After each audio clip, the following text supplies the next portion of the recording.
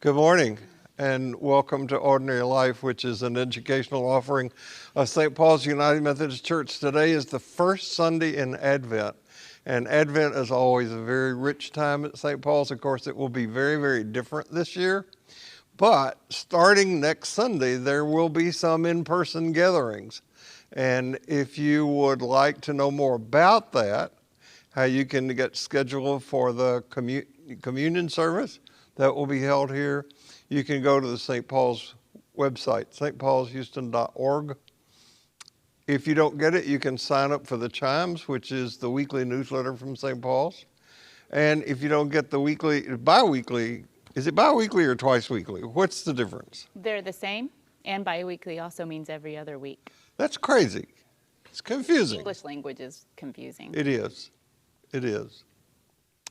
So you can also get the emails that go out from Ordinary Life every Tuesday and Friday morning.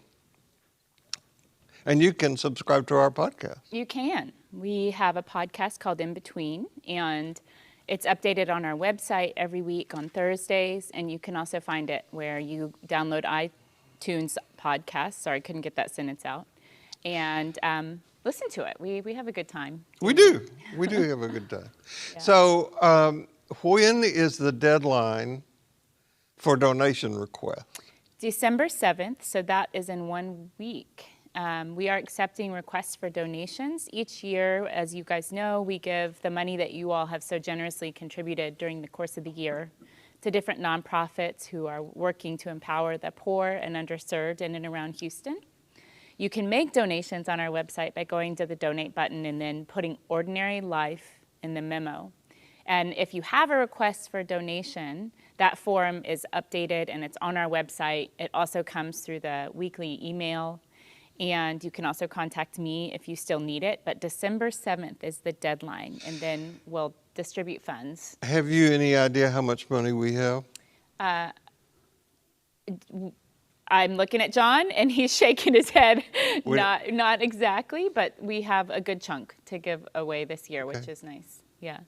And I hope that those donations can reflect our ongoing concern for people who've been affected by COVID. Yes. I think we requested that we would get to focus on COVID relief, racial justice, and rent relief type of programs that are helping people who are acutely suffering during this time. But again, any request is welcome. Okay. As long as it's a nonprofit. Okay, and we want to thank the people whose consistent faithfulness behind the scenes, recording this and broadcasting it, count so much. So I thank Tim Leatherwood, John Watson, Olivia Watson, William Budge every Sunday for their faithfulness. And I want to let you know that no matter who you are and no matter where you are in your spiritual journey, you are welcome here. Pajama people, all we are right now. Mm-hmm. I even have some. We get dressed on Sunday. We do get dressed, but I have some pajamas that say pajama person. Yes. I'm a pajama person too. Yeah. I think you should wear those one Sunday. I will wear that some Sunday. This Advent season. Okay. Tell me when, and I'll wear my pajamas that are. Never mind. Okay. I'll wear some pajamas. So as you know, we have been going through, we spent 2 months doing the Four Noble Truths, and 3 months actually doing the Four Noble Truths and the Eightfold Path of Buddhism, using the teachings of Buddha and Jesus to help guide us through this time of pandemic and the unveiling as never before of systemic racial injustice in this country. And so we then switched to the Beatitudes and have made a decision to keep going through the Sermon on the Mount, and that's what you'll be hearing today. During the time that I've been teaching Ordinary Life, which is over 20 years now, 22 years, I have made 2 fairly abrupt shifts in the emphasis of the content of these classes. And these shifts, I think, highlight two of the things we need to keep ever in front of us in doing our spiritual work. One is the restrictiveness of ignorance and stupidity in our culture, and the other is the terrifyingly exciting knowledge and wisdom that comes to us from evolutionary cosmology. One of the first shifts occurred about 2 years into teaching, and that came from an event that is seared into the minds and memories of all of us, 9/11 and its aftermath. When 9/11 occurred, I started going after fundamentalists, particularly Christian fundamentalists, as the dangerous evil that it is, and made my commitment to continue contributing to both religious and spiritual literacy. They're not the same. And I'm going to continue that. You'll even see that reflected in what Holly and I are going to do today. Now, you might ask, how is it possible for someone to fall into the clutches of fundamentalism, to be victimized by a fundamentalist movement? Well, here's one way of thinking about it. Our country right now is divided. We live in two Americas. One America, and it is becoming more and more of a minority as every day passes, functions in what I would call the literate world. The people in this America can cope with complexity, and they have the intellectual tools to separate illusion from truth. The other America, which is a growing majority, exists in a non-reality based belief system. And because it separates itself from a literate culture, it can't distinguish between lies and truth. It's informed by simplistic, childish narratives, cliches. You mentioned non-duality or evolutionary cosmology, and it throws these folks into confusion. Chris Hedges, who in addition to being a Pulitzer Prize-winning writer, is also a Presbyterian minister, put me onto this insight in his writing a couple of years ago.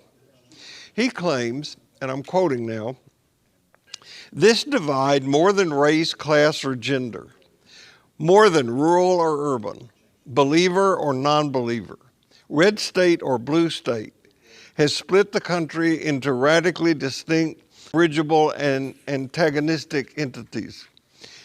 So I'll give you some of the alarming statistics I got from Chris Hedges. There are over 42 million American adults, 20% of them who hold high school diplomas, who cannot read. An additional 50 million read at a 4th or 5th grade level. Nearly a third of a nation's population is illiterate or barely literate, and this is the alarming part. Their numbers are growing by an estimated 2 million people a year. More and more of our population live in an image and soundbite-based world. A third of high school graduates, along with 42% of college graduates, never read a book after they finish school. I think we recommend a new book or two almost every week. Yes. I read a lot. You do. I read a lot. Yeah. 80% of families in the United States did not buy a book last year, according to Hedges. Now, the ramifications of this are enormous. Both the media and politicians cater to an audience that is either entrapped in shallowness or amnesia. It's all about style. It's all about story. So the other sharp turn I took was after my encounter with Ilia Delio. This is in September of 2014. The metaphor that I thought of while writing this about my experience of seeing Ilia for the first time was that of watching my favorite football team, my home football team, trailing by 5 points. And the opposing team is right down at the goal line, clearly about to score again, when one of our defensive linebackers intercepts a pass, I know they were foolish to pass in this circumstance, Should have just run it in. caught the ball and ran over 100 yards for a touchdown. That's how I felt hearing her. If you had asked me after I saw Ilya the first time, and we were sitting like on the second row, and she was up on stage, how tall she was, I would have said at least 6 feet. Like 10 feet tall. She was, Yeah. oh, it was just so energizing to hear her. There's something in me that just went yes about hearing that. And I bet most people who have attended Ordinary Life for any period of time, read the online lessons or looked at the videos after the fact, can probably memorize the descriptors that I came away from that first encounter with her, because I use them so often. She described the energy field in which we live as expanding, creative, evolving, and entangled. And that just was so helpful. I love that those are both spiritual words and science words. They're both, Yes. yeah, I mean, that's such a, Well, the language of science has got to be the language of the new religion. absolutely. New religious things. So this is the text from Matthew that we're going to base this talk on. I'm going to have some more to say about this particular text from a religious literacy point of view later. Don't suppose for a minute that I've come to demolish scriptures, either God's law or the prophets. I'm not here to demolish, but to complete. I'm going to pull it all together in a vast panorama. God's law is more real and lasting than the stars in the sky and the ground at your feet. Long after stars burn out and earth wears out, God's law will be alive and working. Trivialize even the smallest item in God's law, and you will have only trivialized yourself. But take it seriously, show the way for others, and you will find honor in the kingdom. Unless you do far better than the Pharisees in the matters of right living, you won't know the first thing about entering into the kingdom. As I said, I have more to say about this text later, but suffice it to say that one of the interpretations of this passage, which is talking about fulfilling the law, is an ability to think for oneself, to draw independent conclusions, to express dissent when judgment and common sense indicate something is wrong, to be self-critical, to challenge authority, to understand historical facts, to separate truth from lies, to advocate for change, and to acknowledge that there are other views, different ways of being, that are morally and socially acceptable. Of course, Jesus got executed for pushing for this agenda. Only those, and I want us to be among them, who are willing to take the truth into themselves can escape from the prison of superficiality. I think superficiality and just plain silliness is the religious sin of our time. This is why doing the work to grow up, and why we continually recommend that Daramut Omuriku's book on when the believer arrives is so important. We've got to live in a world as large and inclusive as Jesus saw and taught. So again, two things to keep in front of us as we seek to do this work. The restrictiveness of ignorance and stupidity in our culture, and the terrifyingly exciting knowledge and wisdom coming to us from the world of evolutionary cosmology. To stay in depth, to stay in that space of wanting to know and expand and evolve and create and be entangled, it can feel lonely sometimes based on the statistics you just gave. If over half of us are not literate or not seeking. But I guess what I would say to that is there is a community there there is a place to be held inside of this seeking. And I know you've created that community in this class. So yeah, it's hard work, but I kind of want to zero in on these two lines. The two that say, I'm going to pull it all together in a vast panorama. God's law is more real and lasting than the stars and the sky and the ground at your feet. I too was blown away by Ilia Delio, and at some point during her presentation in this room, drew a little sketch of me or a person with their brain exploding, because there was so much coming in that was resonating, I think, standing in that giant yes, and also just like, where has this been my whole religious life? And really actually put me on a path. She's one of the 3 people who mentioned to me the school where I'm doing my PhD, put me on that path toward wanting to learn more about cosmology and spirituality. So when she caught our imagination with the grandeur of this universe, which is over 13 trillion galaxies and expanding at 72 kilometers per second. So that's roughly 3.3 million light years per second. 6 billion other Earth-like planets that might exist, that probably exist.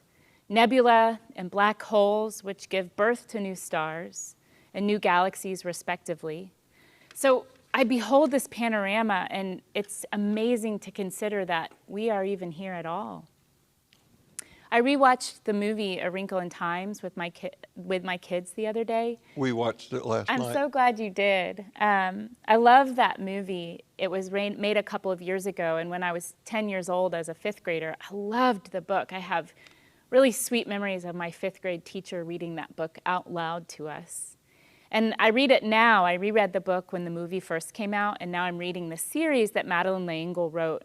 She was kind of a cosmic, mystical genius. She read a lot of the research that was coming out in theoretical physics and quantum physics, reread a lot of Einstein's work, and she put it into a children's story.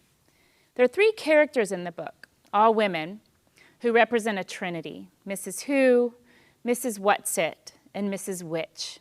Mrs. Which is kind of like God, played, of course, by Oprah, which is fitting. And she says to Meg, the little girl who's searching for her lost scientist father, who tesserated through a wrinkle in time, do you realize how many events and choices that had to occur since the birth of the universe, leading to the making of you, just exactly as you are? It is amazing that we are here at all. In the formation of the universe, which is in itself a kind of love story, because it has to do with how things connected and came together, there had to be an exact right moment for everything to occur. If you look at this diagram, I don't expect you to be able to read all the small print, but just look at the visual of the movement from the Big Bang to the expansion of the universe to where we are today, that created matter and solid planets like Earth and Mars and Venus. If you look at this diagram, stars could not exist until light waves cooled and broke apart. Matter could not form until dark energy sort of loosened its gills, became less constricted to make space for something more. In the dark era of the universe, which was just after the Big Bang, it was too constricted and too tight for anything like stars to appear. But that time, too, was necessary to generate enough heat, if you will, to kind of stay in that tight space so that further expansion could happen. At every moment, the temperature had to be just right for the next phase of evolution to occur. The lines were up to remind me that we need to kind of be in that tension with the very largest, the panorama, and the very smallest, the smallest creatures, with the sky and the ground, with what is enormous and what is microscopic. We're microscopic in this universe. We need to be in tension with what is still evolving, not just in the grandiosity of what we see here, but also in us. There's an expanse in there too. Maybe now is just the exact right time to become time benders. That's kind of how I interpret Martin Luther King's made famous the statement to bend the moral arc of time. The moral arc of time is long, but it bends towards justice. So if we become time benders, we participate in imposing a little bit more love or justice or God's law on the world. God says, or Jesus says, God, I guess, whoa, I'm being literal here. I will put it all together in a vast panorama. So I look at this and I think God's law is pushing out and pulling in at the same time. It exists even when we perceive nothing to be there. The tense in which this verse is translated is interesting to me too. I will put it all together. Indicates it's still evolving and changing and becoming. So I want to say, if people can't see this overhead, they are also, will be on the website on Tuesday morning. Yeah. So you can go look. I think it's so interesting as I look at this that you don't see the words a few and billion together. I know. A few billion often. years, yeah. A few 100 million, a Yeah. few billion years. Well, the first few stages of the universe happen within minutes. That's what they think. But of course, the way that we measure time is very different than the way the universe measures time, than the way that God metaphorically measures time. Right. So time is a construct that we made up to sort of keep track of our lives. Well, one of the things about this that first got me when I heard Ilya present something like this, and you know, when she was here and she put her overheads on, they were mind-boggling. Mm-hmm. They were really mind-boggling.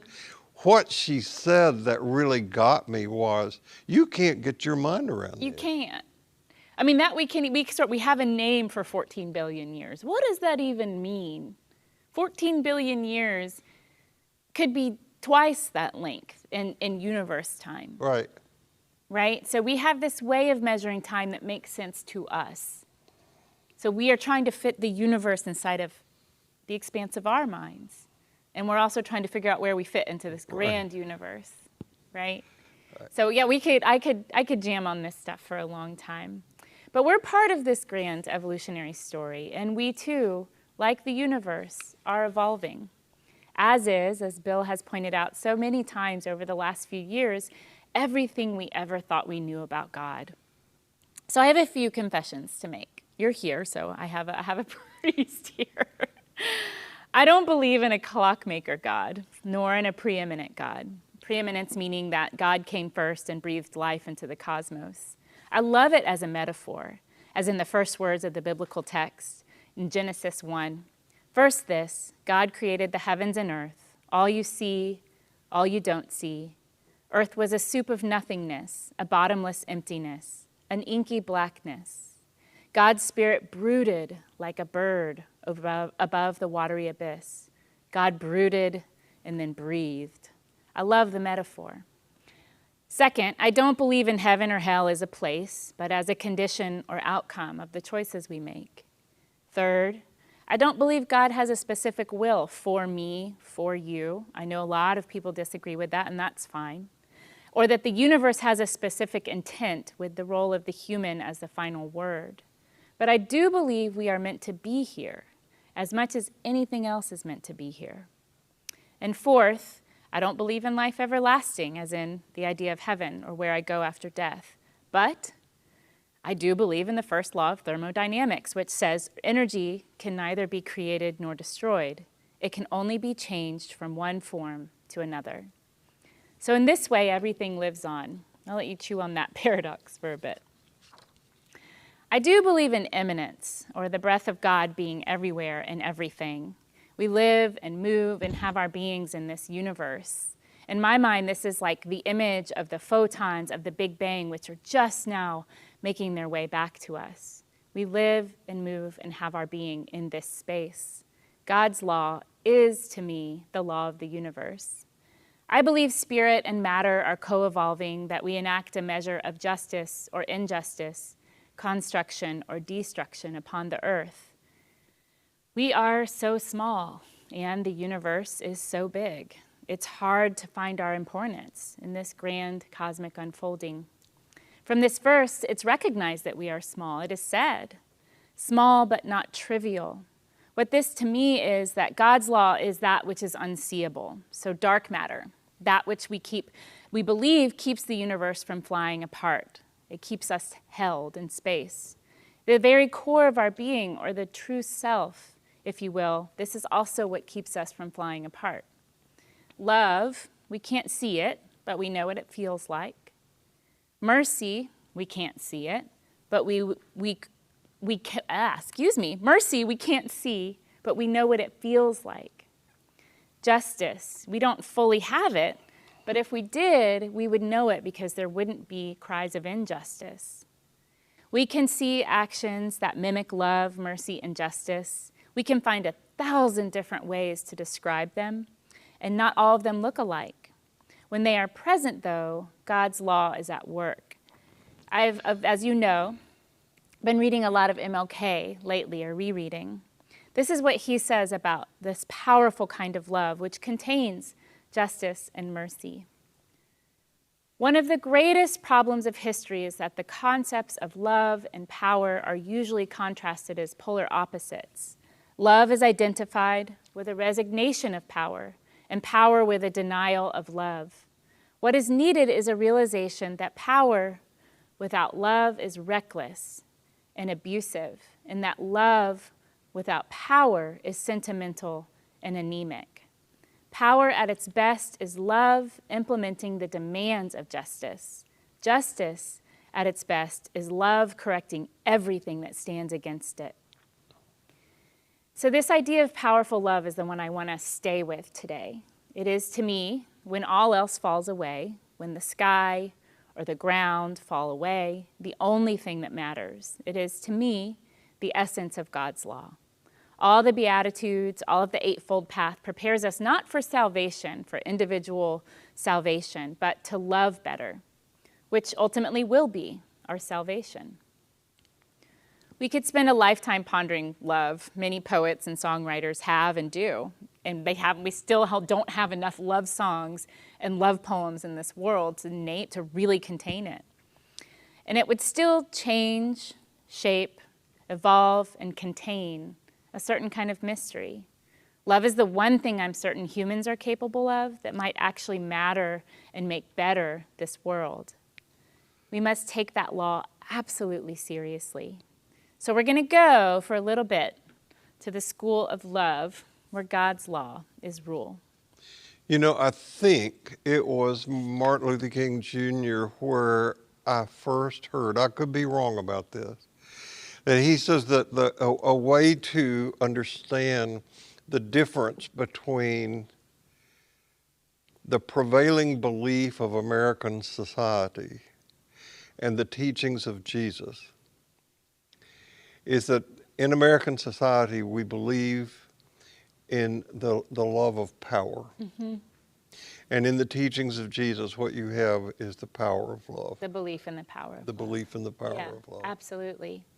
And for sure, that was his whole movement that he helped to galvanize, rested on that point.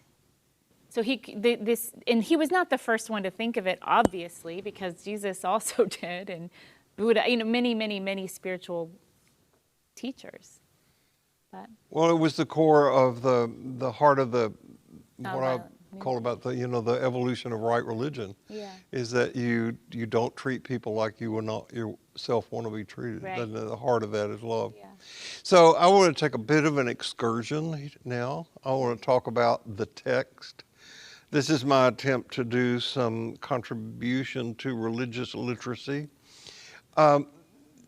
Theology is a Christian concept. And although you have in the Jewish religion people studying Scripture, they don't so much talk about theology as much as Christians do. Neither do Muslims. So theology is a Christian concept. And what it means, the word comes from theos, which means God, and logos, which means word. So theology is words about God. And we, particularly since the Enlightenment, and some people would say since 313, but particularly since the Enlightenment, Christians have really been good about being in our heads and doing theology in that way.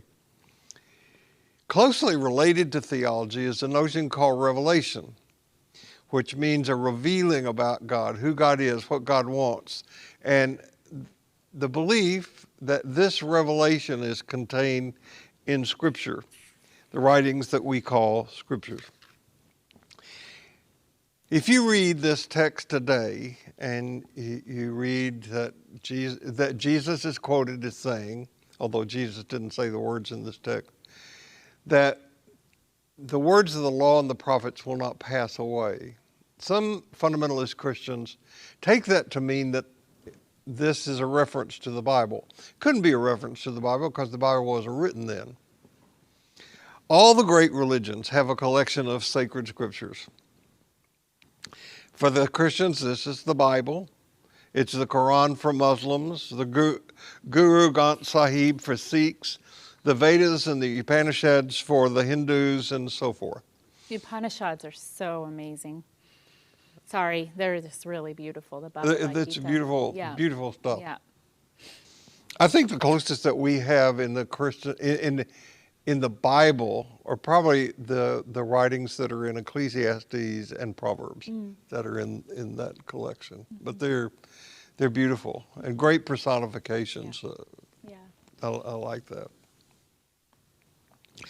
So some religious people, I would count in these Muslims, conservative Orthodox Jews, fundamentalist Christians, believe that what they call their sacred writings were somehow divinely inspired.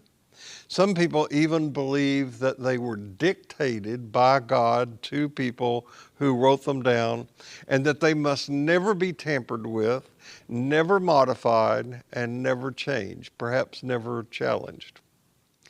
So the writing that we're looking at today comes from a book in the Christian collection called Matthew.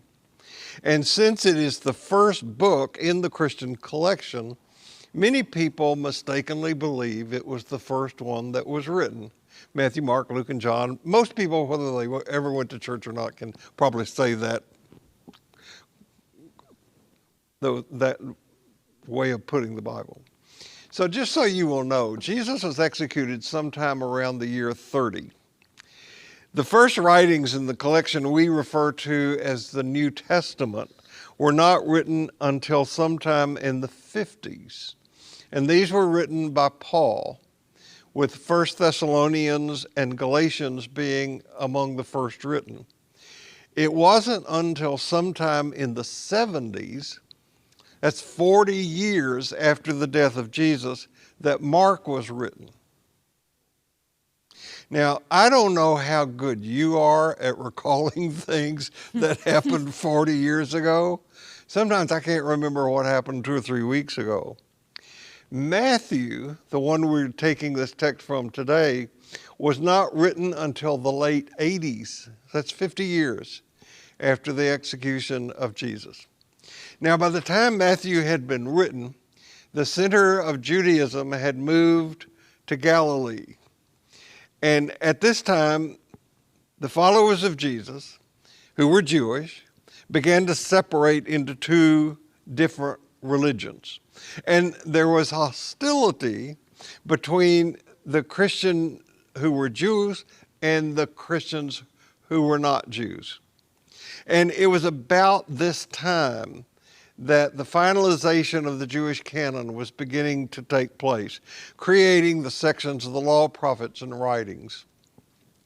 It's really important, I think, because the section that we're looking at today is making reference to the Law and the Prophets. So what you're seeing in this collection of words we're looking at today is not something from the mouth of Jesus. Rather, it is a reflection of the controversy that was going on among the early followers of Jesus about 50 years after his death over whether the Jewish laws were still binding on Christians or not. Matthew, or whoever wrote Matthew, believed that even the most trivial regulation must be observed.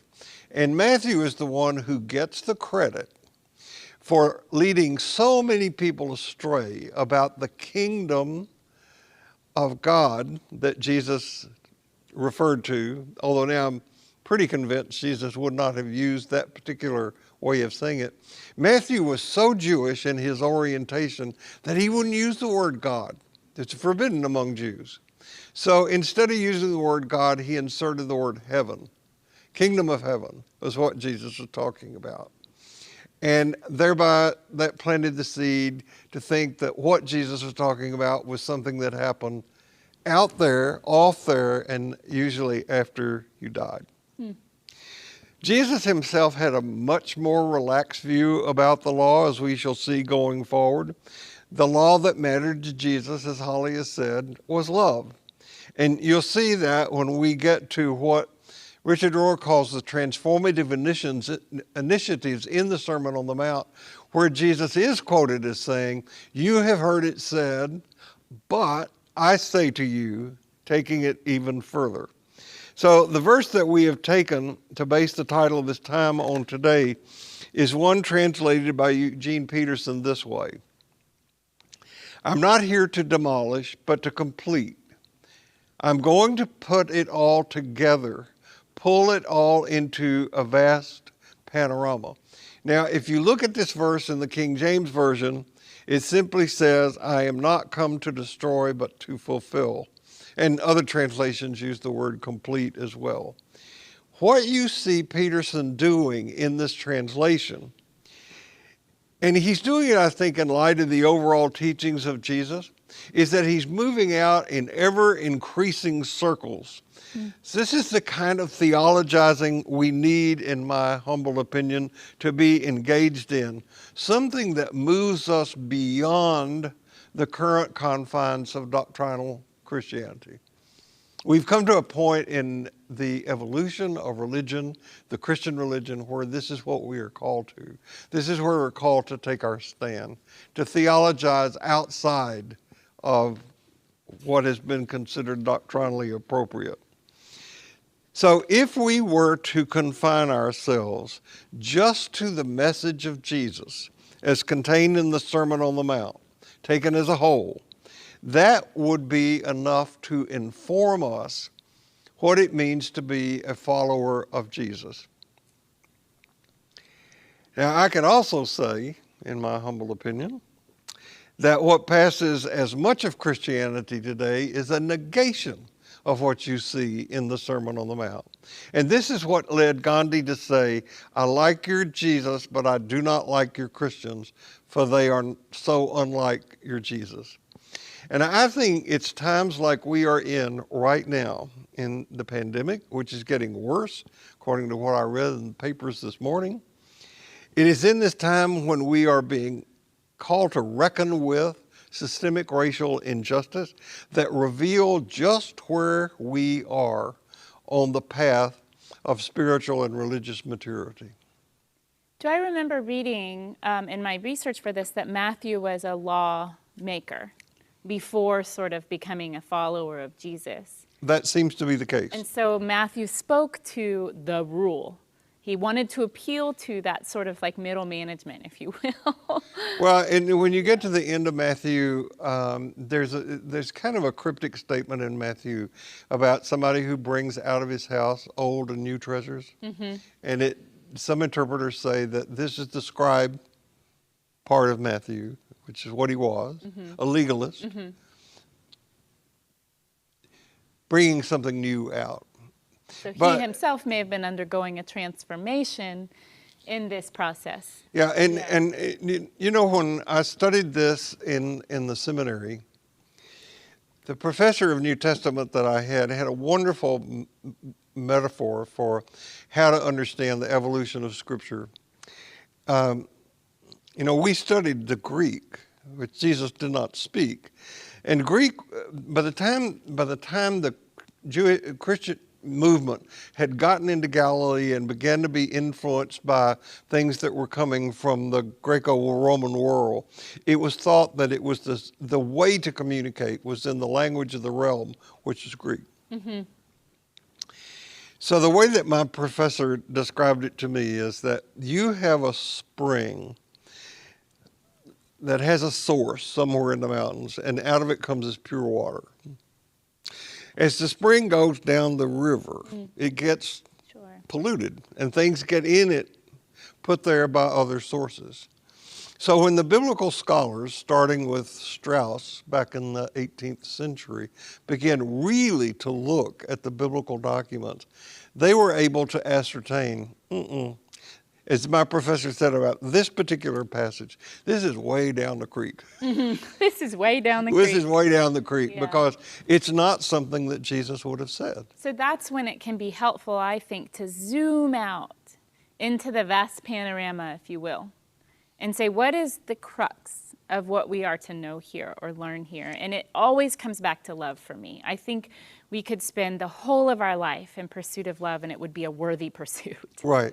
And so what do we use to fuel our pursuit of love? How do we understand it as it deepens and changes and evolves? And even if I read Diarmuid O'Miriku from earlier in his life to now, you see an evolution. You do. You see his reliance upon Scripture and then his reliance upon self, knowing the self. And I think that one of the tenets of progressive Christianity has got to be this theoretically open canon. Yeah. Because we know that Scripture was put together by our parents, going back many, many, many, Right. many generations. Right. And we have the same capacity that they have. It's not a closed book. That's what it means to be a living word. Yeah, And again, love is a living thing. right. And it takes us always beyond where we think we can go. Every time we lean into love, we grow. And that doesn't mean that it doesn't have boundaries or it doesn't have good structures around it or it doesn't have justice or power, as Martin Luther King would have said, but that if love is undergirding all of our behaviors, again, it's a worthy pursuit. So I think we both read the Progressing Spirit blog this week, and we're both influenced by it. I think we had to choose which one of us was going to get to talk about this. Well, we did that reading independently. Yeah, that was wonderful. I learned a new word this week, anomie. It's the concept that was coined by Emile Durkheim in 1893. And it's the idea that there can be conditions in which the norms, values, and assumptions within a society are no longer in place, and the people feel a profoundly unmoored dis-ease, disease. This dis-ease about things tends to lead to a felt sense of alienation, estrangement, and uncertainty about pretty much everything. In many cases, it can lead people to feel devastated and even to self-harm and suicide. I don't have to go very far out on a limb to say that many of us are experiencing anomie in 2020. As Bill said, we have become a kind of anti-intellectual populace. Cornel West speaks to this all the time, who reacted to the tumult of the last 20 years, 9/11, 2 wars, an economic crisis, the first black president, by instating an anti-intellectual, unabashed bigot as president. He's not the first unabashed bigot to be president. But where do we go from here? The ground is falling away, as the verse says. It's a place where a new president, however good his policies, won't entirely correct. The laws are good, but we haven't fulfilled them, so that fulfillment, in a sense, is up to us. We must participate in the reordering by getting right first with ourselves, so first inside and second with one another. When things feel disordered, we tend to rely on structure and rules. I know for sure the rules in my house are an attempt to keep some structure about the cacophony of 3 rowdy, tumbling boys. We don't need the kind of rigid structure and rules that make us cling to tribal identities and further polarization. Rules are designed, again, to keep healthy, safe structures, but to allow freedom and expression and creativity within them. Rather, we need these rules to help us go further inward. Something, wait for it, like a daily spiritual practice, I said it, that will help us wrestle with ourselves a bit until we find who we truly are. We are all the angel, and we are all Jacob wrestling the angel. This is good struggle. And it is God's law to be in that struggle, attending to that which can be brought forth by a willingness to go inward and pay attention, while also trying to stay in our body, in the world, on the ground. This isn't light work. So what I mean by that is it's not light, it's heavy lifting, but it's also not just looking for what is right in the world or in ourselves. It also means engaging in shadow work, or dark matter, if you will. This is maybe what it means for the stars to fall away. People won't trust us unless we know ourselves, including our darkness. Carl Jung once put it as, people will do anything, no matter how absurd, in order to avoid facing their own souls. One does not become enlightened by imagining figures of light, but by making the darkness conscious. Light is not possible without darkness. That was true in universe formation too. It underwent a huge period of absolute darkness before stars, before photon waves came about to form stars. So this verse begins to feel a bit like a math problem. When you take away the sky and you take away the ground, what is left? It seems like there would be nothing. But we know now that there's no such thing as nothing, and nature abhors a vacuum. So let's try again. Sky minus ground equals God. 1 minus 1 equals 1 whole. When we strip away everything we think we are, all the ego bits and all the traumas, all the hurts and the judgments, the Botox and the designer shoes, what we do and how much money we make, we think that there's nothing left. But there's not nothing left. What's left is the self, or what the Hindus called the God self. And that is the most precious thing. Inside, we find this vast panorama. This is not just true of you, but of everyone. And it is there that we are required to stay and to imagine this expansion. Everyone has this preciousness inside. So within is not the only classroom. We go inside. It is necessary to go inside, to be in tension with the light and the dark, with what is small and what is big. And that tension is beautiful. Take away everything that you think sustains you and holds you up, but also notice. Notice what's there, the sky, the earth, all of the people who have brought you into being up to this point, all the beings who have supported your existence, all the things in this proverbial kingdom that keep you alive. Outside, there is also a vast panorama. My oldest son's first conscious experience of getting out of the city was memorialized by a gasp, followed by, "Mommy, look at all the stars. There are so many you can't see the sky." This is what Teilhard de Chardin calls having a cosmic sense, a necessity that if we are to raise our consciousness around our belonging in this universe, we need a sense of awe and wonder. And when we operate out of our most authentic selves, we are exactly in balance with the within, so what we find within, and the without of our existence. We need our bodies. If our bodies were removed, we would not have an experience through which, or way through which to have these experiences. And our bodies keep our souls from flying apart, if you will. Our bodies are kind of like the in-between, so in between the vast panorama of what is out there and the vast panorama of what is in here. In the second book, in the Wrinkle in Time series, it's called A Wind in the Door.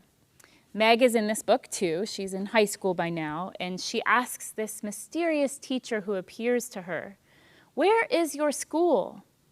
The teacher doesn't speak at first, but this is what he says. The teacher's name is Blajani. Blajani looked up at the sky, raised his arms, and made a wide, embracing gesture. The clouds had almost dispersed. Only a few rapidly flying streamers veiled the stars, which blazed twists the fierce brilliance of the rapidly plummeting mercury. The teacher's sweeping motion indicated the entire sparkling stretch of the sky. And then he sat up and folded his arms across his chest, and his strange and luminous eyes turned inwards, so that he was not looking up at the stars, nor at the children, but into some deep, dark place far within himself. And then further, he sat there, moving in, deeper and deeper for a time out of time. And then the focus of his eyes returned to the children, and he gave his radiant smile and answered the question, "Where is my school? Here, there, and everywhere." This school of love is hard. The laws are good, but they demand us to strip away our ego and our defensiveness. They require us to kind of soften to ourselves and to one another. Have you ever seen the stars like that? Not in the city, when I leave the city, for sure. In Maine, they're like this. In West Texas, going camping in West Texas, in Colorado, in the mountains, absolutely. Mm-hmm. Yeah.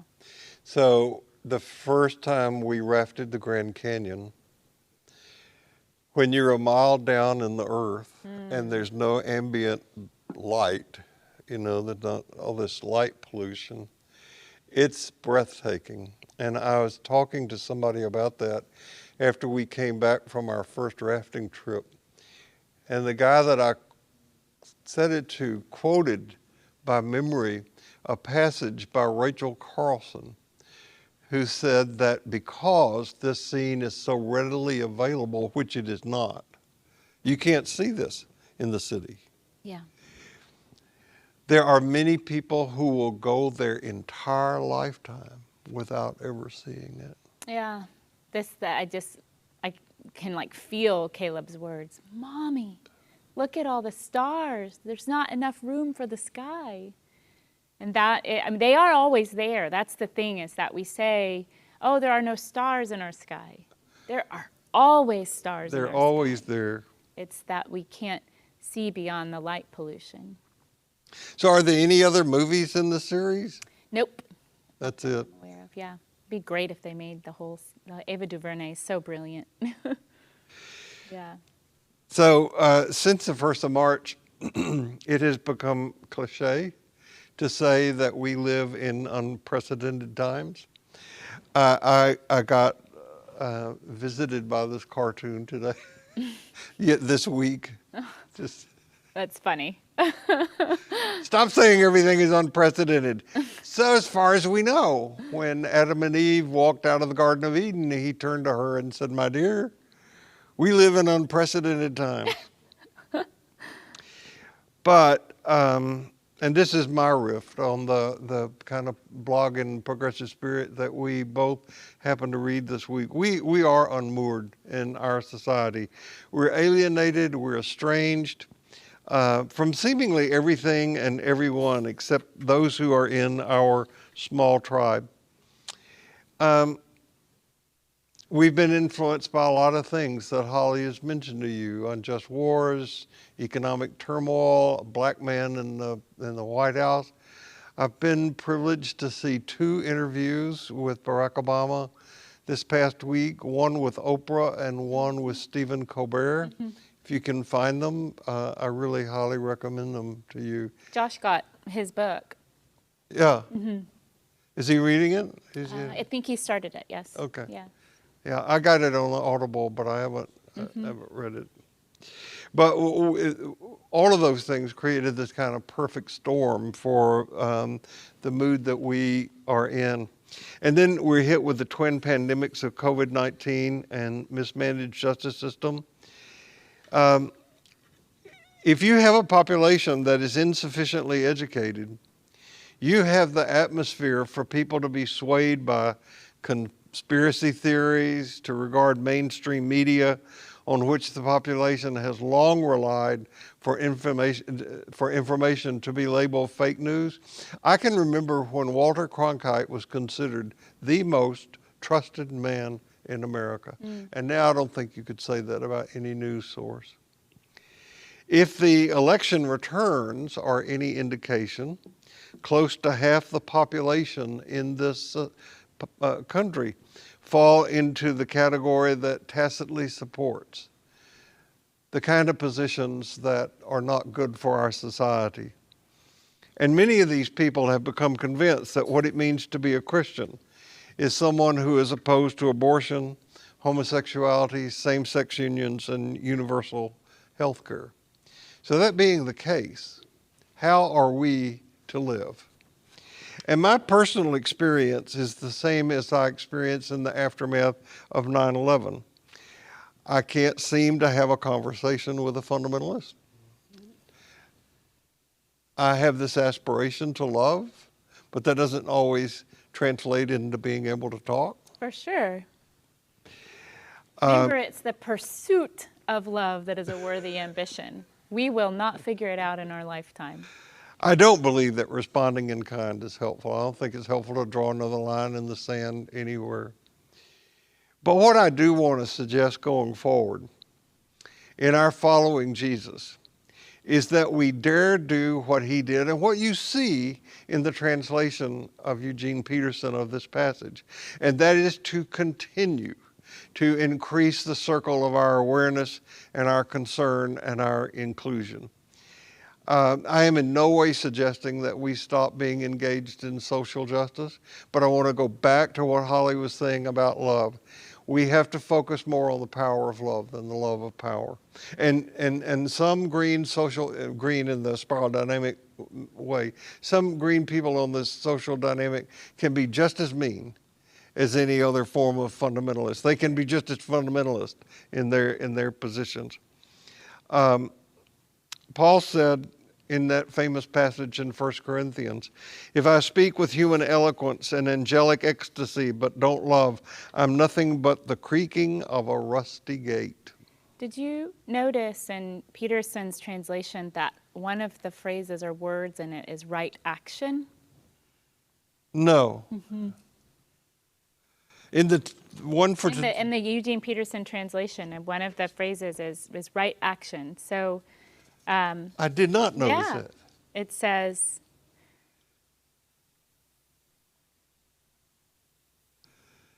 unless you do right living. Unless you do so much better than the Pharisees in the matters of right living, you won't know the first thing about entering the kingdom. I didn't pay attention to that. So right livelihood, I should say. Yeah. So, okay, all right. I know I nag you about this, but I would like, and First Sunday Advent is a good time to begin. A new year begins today in the Christian liturgical calendar. I want to ask you to pick up, if you haven't, or renew, if you have, a commitment to deepen your own daily spiritual practice. You've heard these words before. You are who you are in God, in sacred mystery, no more, no less. Don't let that just exist as a few words in your head. Let them make the long trip down to your heart and let them reside there. You do indeed live and move and have your being inside the heart of sacred mystery. If we're going to make a difference in the world, we have to lift our hearts to this way of living. We need to reflect a felt sense of authenticity and compassion that others can feel. This love needs to be the authentic truth about who we are. If we are to be seen as relevant to and for the world, for our loved ones, for the communities in which we live, for this church of which we are a part, we need to do this. And this means, as Holly said, engaging in doing our own shadow work. People are not going to believe us if they don't sense that we've done our own work and that we're living authentically out of a real connection to the sacred. Right now, I'm seeing at a deeper level than I have ever before the truth of something I read by the Catholic theologian Karl Rahner when I was in seminary. The Christian of the future will be a mystic or will not exist at all. And in that blog that Holly and I read, there were two lines by Rumi that I want to leave you with today. Rumi said, "You are not but a drop of the ocean. You are the entire ocean in a drop." I love that way of capturing that. And he also wrote, I searched for God and found only myself. I searched for myself and found only God. You are the entire ocean in a drop. You are the unique manifestation of the sacred. Living these truths, we can make a difference because we will be living in God's vast panorama. That's my story, and I'm sticking with it. Thank you. Thanks, Bill. No matter who you are, no matter where you go this week, remember this, you carry precious cargo, so watch your step, and we will see you here next Sunday.